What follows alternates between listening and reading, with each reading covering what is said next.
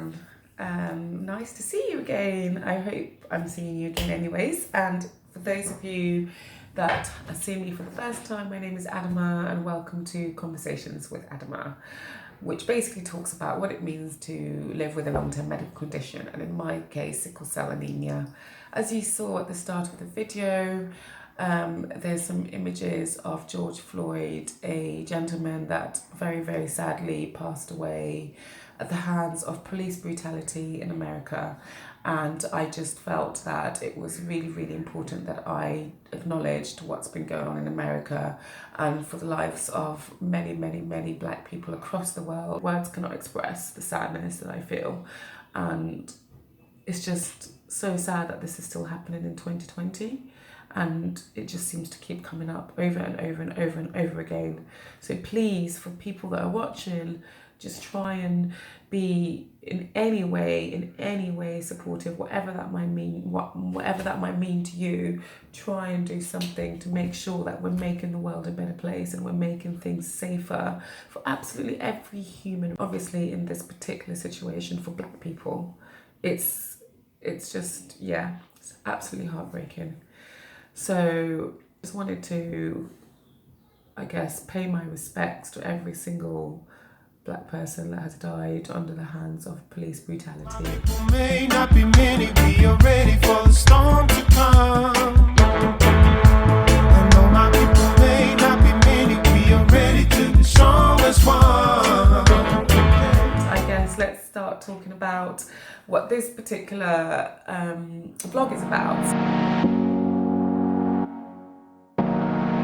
I live with a long-term condition, and this is just to talk about, open up a dialogue around all the different challenges and elements that come with living with a long-term medical condition. And this really will vary from social settings, from having to juggle work and school and friends and relationships and your consultants and all of that, with having a long-term medical condition. And hopefully by coming into this vlog, people will have the space to talk about things in a way, most importantly, that's not stigmatized, or in a way where you don't feel that you can talk about it or people feel uncomfortable talking about it. So I think that's really important to me, because I felt that was lacking in my youth and now even as an adult. But yeah, so today I'll be focusing specifically on my diagnosis of sickle cell anemia. Before I do that, what is sickle cell anemia? So for those of you that have never heard of it, sickle cell is an inherited genetic blood disorder. So in order for an individual to have it, both your parents must have either the full disease or they must have the gene in order to carry it on onto their offspring. So the genotype would be called, it gets quite complicated, so I think probably the best thing for me to do is for me to signpost you. But the genotype, if you are a carrier, it would be called AS, and if you have the full-blown sickle cell disease, you would have the SS gene.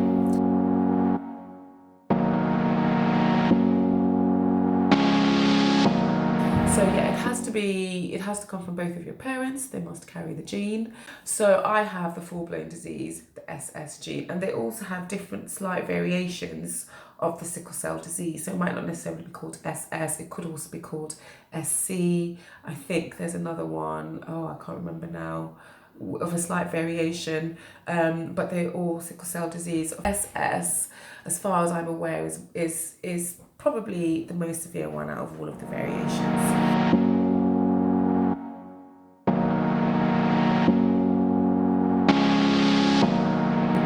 It's genetic blood disorder, and what it means is that your hemoglobin, which is the oxygen bit, the bit that carries oxygen in your red blood cells, is quite reduced. And the reason why it's reduced is because in a sickle cell patient, our blood cells are not round and flat like a regular individual. They are crescent shaped, sickle shaped. That's where the name comes from.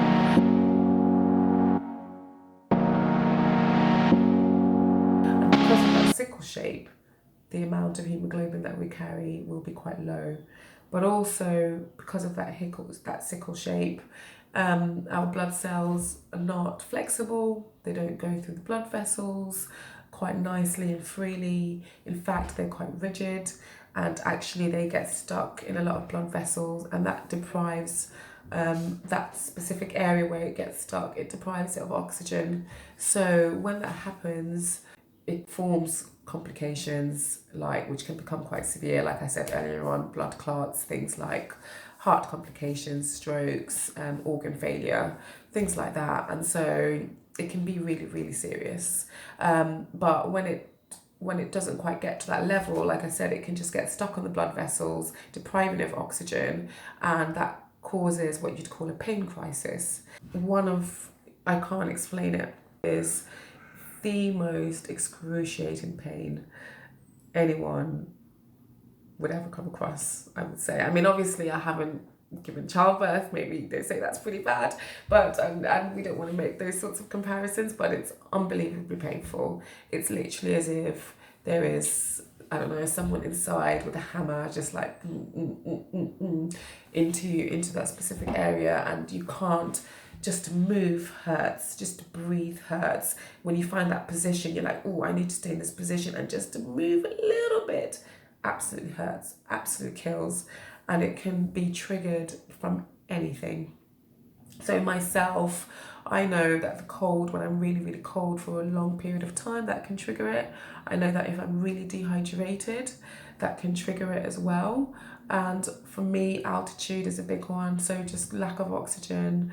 When I've gone traveling and I can see that the oxygen levels are quite low, I can really feel it in me. Like I can really feel it in my body, and that can trigger a pain crisis. And that it gives you quite a lot of anxiety when it's happening at the time. So yeah, in terms of things that trigger it, I already touched on it briefly. For many people, it's either basically the extremities of temperature. So it will be either really, really hot, or it will be really cold. For me, it's personally when I'm really cold. It will be dehydration, it will be lack of sleep, it will be stress, exercise. So those, I think, are the main ones, but everyone's got their own trigger points. And as I say, it comes with many, many complications, which are quite scary, really.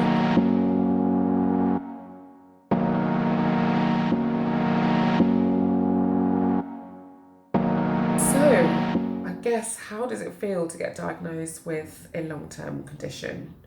And also, what does that mean? So how do you process that? With sickle cell, because it's a genetic disorder, and because it's something that the symptoms evolve from a very young age, generally speaking, I can imagine that my experiences will be different to those that are living with a long-term condition, but where the diagnosis has happened later. So, I mean, there'll be some similarities, but there will also be some differences. For me, I didn't know about it until I was probably fully about what it was, until I was probably 11. And I think the reason for that was, even though my mom used to talk to me about the fact that I had a condition, she never really went at length, and my dad never really went at length with what that condition was. I didn't really know the name. And I think one of the main reasons for that as well was because they didn't want me to really feel like I was any different to anyone else.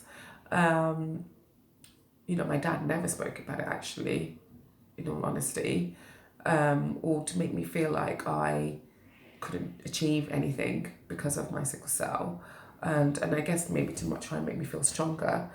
I mean, my mom was very careful, sure, always telling me that I wasn't, even though I'm the same as other people, I also wasn't the same as other people, if that makes sense.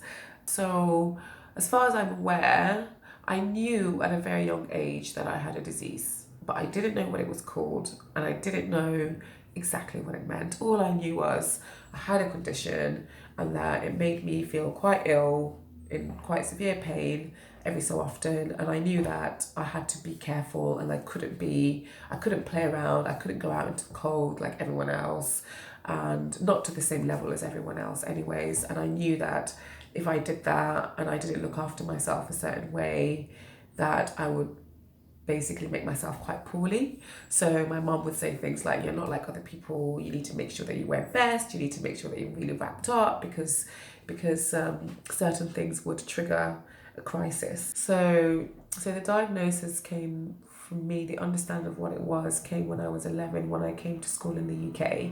And I think what happened was I became very ill.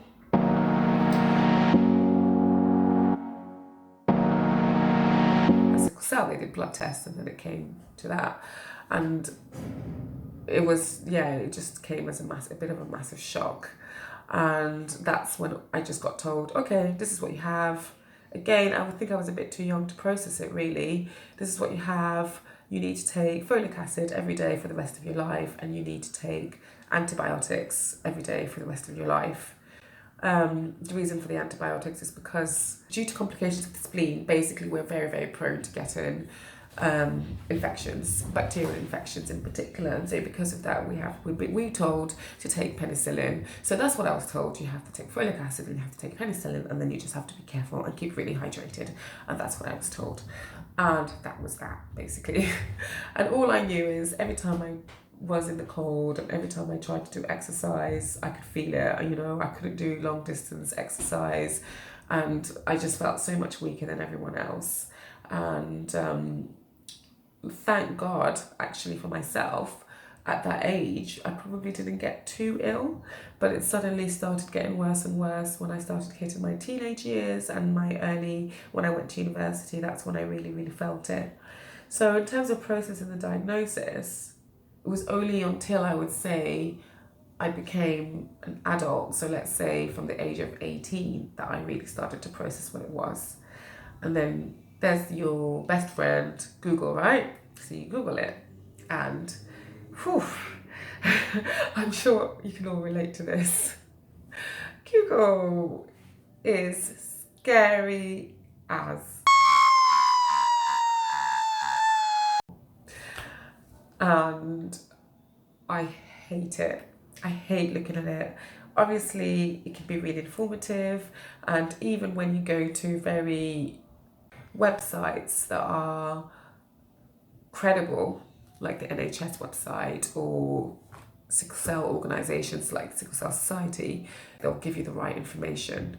And even they'll give you the right information, so you know that it's right, but you'd see all sorts of things. So for me, I just remember seeing things like, oh, the average lifespan of someone with sickle cell is pretty much 35, or not much, basically not much further than 35.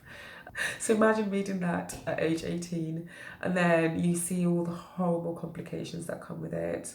Like I said, you get kidney failure, you get liver failure, you get strokes, anything basically clot related. You get clots in your lungs. Obviously, it talks about the painful crisis that you get. People with sickle cell have to get hip replacements, and it's just scary as. So I'm just wondering, for those of you that have had a diagnosis and first of all being told, okay, this is what your diagnosis is, what's your experience of what you've had to do in terms of the research and how that's made you feel looking online? I wonder if you've had a similar experience to me. Was it really scary, or was it actually quite well managed? Was it quite did you have a good consultant or a clinician that went through it with you properly and took you through the steps in a really calm manner? Was there support that was given to you straight afterwards? Because you can imagine when you get the diagnosis like this, it's quite it's very daunting, isn't it?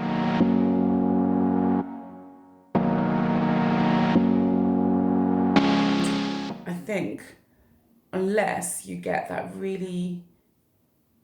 good sort of level of a structured diagnosis by your clinician and the support team, it can be a really difficult thing to process. And I think I didn't process it for a very long time actually, until I unfortunately had my first very serious complication from sickle cell. So my first complication was at university, where I developed a blood clot in my lungs, and that was a big shock to the system. I mean, obviously I had my crises, I had my pains, but to go through something like that, I mean, I'm smiling, but it wasn't funny. It was very, very scary. And I think it was the first time as well that a lot of my university friends knew that I had sickle cell, because I didn't tell a lot of them as well. Because it's just one of those things that people just don't talk about. And as I said earlier on, it's so stigmatized. Why, I don't know, why are people just scared in general to tell people about diagnosis, about health? Health is just not very easily discussed. So I guess I'd never really thought this, but I guess I was one of those people as well that didn't really like to talk about it. And yeah, I developed a blood clot in my lungs, which I will talk about at a later stage. There's a lot of later stage discussions here, I know, sorry. But in a different vlog, I'll be focusing a little bit more on complications of medical conditions. So you have your sickle cell disease, but then you also have dealing with just outside of the day-to-day management of your disease, dealing with like the really chronic side of things, and the, not just chronic, but the acute things, the complications, which in a way is almost a separate thing on its own sometimes. So yeah, and that was probably the first time that it really, really struck me that, oh, Adama, you are different. And these things that you read up about, some of them of which are very, very scary to read, but some of them, unfortunately, very well might happen, which it did for myself. So yeah, I think having a diagnosis and being given that news of a diagnosis is a really debilitating, can be quite mentally debilitating and daunting thing to go through. The other thing I just wanted to touch on the topic of diagnosis is, I mean, what do you do with that, right? So you get told, okay, this is what you've got. And for some people, this is why I say we all have very different experiences. Now, for some people, they might have had an experience where, I'm just talking from people that I'm quite close to and discussions I've had with friends, where they'll come with a set of symptoms and, you know, they'll go through a long process with their healthcare practitioner about, we've got these symptoms, but we really can't figure out what these symptoms are, like what the issue is. Really can't work it out. And for some people, when finally through a number of scans, a number of tests, maybe research, a number of talking to different, getting a first opinion, getting a second opinion, getting a third opinion even, for some people getting that diagnosis can almost be a sigh of relief, to some, and I'd say that word relief very lightly, but because it's like, oh, at least now I know what I have. So I can imagine for some people where it's not such a simple thing, having that diagnosis can also be a relief, and you suddenly feel like, oh, finally, like the doctors know what I have. The doctors know what this means, because it can be really scary when you're getting symptoms and you don't know, no one knows what it is, and you're just like, oh, you know, so many things go through your head. Am I going to die soon? Just all the worst possible things can come into your head. So for some people, having that diagnosis can be a sigh of relief, which I can understand. But then once you get past that diagnosis, and then what? How do you process that? And how, for me, the danger for diagnosis sometimes is being put into a box, that label that you get. So with sickle cell, very much so. One of the many reasons why it's very difficult to tell people I have sickle cell is because of that initial reaction. Oh my God, you have sickle cell? This is for people that know it, obviously. Oh my God, you have sickle cell. Oh, I'm so sorry. Like, it's really nice to get that empathy and that sympathy, but it also makes me want to cry, to be honest. All these negative things come up, and it's just pity, and it just makes me feel, just makes you feel really awful sometimes. So getting labelled and getting automatically put in this like, oh, poor you box. Oh, this is your prognosis. You're not going to live for a long time. You must be ill. I even got told, I'm really, like, Adama, like, I'm really shocked. Like, I don't mean this in any way, but, like, you don't look like you have sickle cell. Like, I see people who have sickle cell and they look a certain way. They've got these eyes, they've got this posture, whatever, like, you know, these things. And they're like, you don't look like it. And it's like, how am I supposed to take that? Is that supposed to be a compliment? I don't know. But it's very difficult. Like, I get it as well. But yeah, being put in that label and being put in that box can feel really, it's not a good position to be in, I don't think. And it's dangerous, and it can be dangerous for yourself to put yourself into that box as well. I think it can be mentally chaining. You need to find a way to sometimes to realize that, no, yes, I have this condition, but it doesn't mean that this condition has me. If that, I can do things outside of what people think or what science or what the medical team will say that I can do. And I think that's what I mean by the danger of a diagnosis as well. And the impact that has on your mental health, I think, is quite scary. So yeah, how that whole process then is really difficult, and managing that. And yeah, the stigma of a diagnosis, just so many things, right, could go through your head from a diagnosis. So I think, yeah, I'm curious to know for anyone else what their experiences are. And around that, from yourself, if you've had a diagnosis. And then the last bit around diagnosis that I wanted to touch on was what it means for the people, the loved ones around you when you get that. So I've never really thought about this until recently, but I'm just wondering, what did it mean for my parents when they first found out that this is what I have? I've never really had this discussion with them, but I'm pretty sure in that sort of era, it wasn't really known about so much. Sickle cell there wasn't much awareness about what it was. So I think it was probably a massive shock. I don't think they even knew they didn't even know they had the trait. Nowadays it's very different. They get you to do genetic, they get you to test if you have the trait, in this country at least. At some point, if I'm honest, one of my parents was in denial that I had it, I would say. And yes, I think that diagnosis for a loved one, I think can be really scary, and how they process it, and then how your relationship changes as well. So suddenly I talked about PT, sorry. So are they suddenly now going to be overly cautious, overly worried about you? They're going to be pitying you, or that might be how you perceive it. But also maybe some guilt. I know for a fact, I can imagine, like, I know for a fact that one of my siblings who doesn't, same parents, doesn't have it. They have the trait, and they've asked the question, why is it that I don't have it, and why is it that you have it? When they see me in a state of pain and complications, there's that level of guilt. And I think when we were younger and we were playing outside, apparently my mum really, really told them off, because we were outside playing for a really long time in the cold. And my mum was like, you should know that your sister can't handle this as well as you as other people.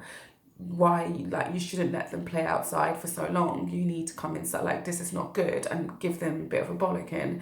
And can you imagine as well processing that as a sibling? I think there's a book, My Sister's Keeper, obviously it's very different, but that sort of, those where basically it talks about the emotions that you go through when you've got a very poorly individual, a very poorly loved one, and how you process that, especially as siblings and yeah, family. And I've heard friends where they've given birth to a child that's been quite poorly, and they feel that guilt, or I did that, I gave that to my child. So it's quite a sensitive topic, really, isn't it? And I think it can be really upsetting, it can be quite sad. And I would imagine actually not very well processed for a lot of people, and probably not very well. I try not to dwell in it, because if I dwell in it, I get it's a bit upsetting. But yeah, so that's diagnosis. What do you think? Have you guys had similar experiences to this? Like I said, maybe not from yourself having a condition, but if you know someone close to you that's had a condition, what was your thought process when they told you what they had of the diagnosis? Did you go and Google it? Did you get scared? Did you like suddenly have this moment of pity and worry and anxiety for them, for yourself, if we're talking about yourself having the condition?